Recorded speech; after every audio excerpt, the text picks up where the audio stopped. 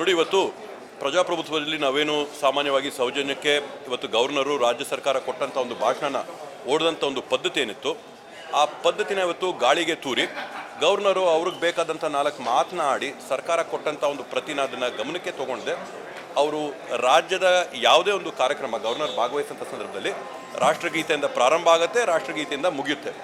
ರಾಷ್ಟ್ರಗೀತೆಯನ್ನು ಮುಗಿಸದೇ ಕೂಡ ಅವರು ವೇದಿಕೆಯನ್ನು ಬಿಟ್ಟು ಅವರು ಹೊಟ್ಟಂಥ ಸಂದರ್ಭದಲ್ಲಿ ಅಲ್ಲಿ ಕೇಳಿ ಸ್ವಾಮಿ ಬಂದು ರಾಷ್ಟ್ರಗೀತೆಗೆ ಗೌರವ ಕೊಡಿ, ರಾಜ್ಯ ಸರ್ಕಾರದ ಭಾಷಣನ ಮುಗಿಸಿ ಅಂತ ಕೇಳಿದಂಥದ್ರಲ್ಲಿ ಯಾವುದೇ ಒಂದು ತಪ್ಪಿಲ್ಲ ಅಂತ ನಾನು ಭಾವಿಸ್ತೀನಿ.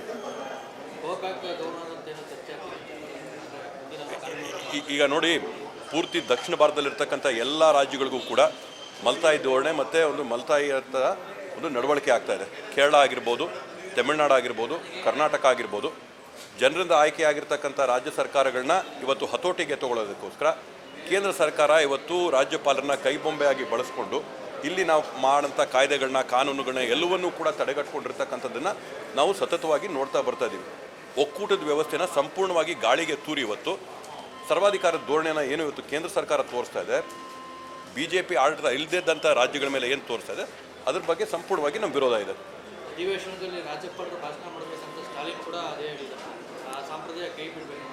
ಇವತ್ತು ನಾವು ನೋಡ್ತಾ ಇದ್ದಂಗೆ ಬಿಲ್ಗಳು ಪಾಸ್ ಮಾಡೋದಾಗಿರ್ಬೋದು, ಅಧಿವೇಶನದ ಭಾಷಣಗಳಲ್ಲಾಗಿರ್ಬೋದು, ಇವೆಲ್ಲದರಲ್ಲಿ ಕೂಡ BJP ತನ್ನ ಕೇಂದ್ರ ಸರ್ಕಾರದ್ದು ರಾಜ್ಯ ಸರ್ಕಾರ ಎಲ್ಲಿ BJP ಆಡಳಿತ ಇಲ್ವೋ ಆ ಎಲ್ಲ ಸರ್ಕಾರಗಳ ಮೇಲೂ ಕೂಡ ಗವರ್ನರ್ನ ಇಟ್ಕೊಂಡು ಬ್ಯಾಕ್ ಡೋರಿಂದ ಇಲ್ಲಿ ಆಡಳಿತ ಮಾಡೋಂಥ ಒಂದು ಪ್ರಯತ್ನ ಮತ್ತು ಒಕ್ಕೂಟದ ವ್ಯವಸ್ಥೆನ ಕಗ್ಗೊಲೆ ಮಾಡೋಂಥ ಒಂದು ಪ್ರಯತ್ನ ಮಾಡ್ತಾ ಇರ್ತಕ್ಕಂಥದ್ದು ಸ್ಪಷ್ಟವಾಗಿ ಕಾಣುತ್ತೆ. Thank you.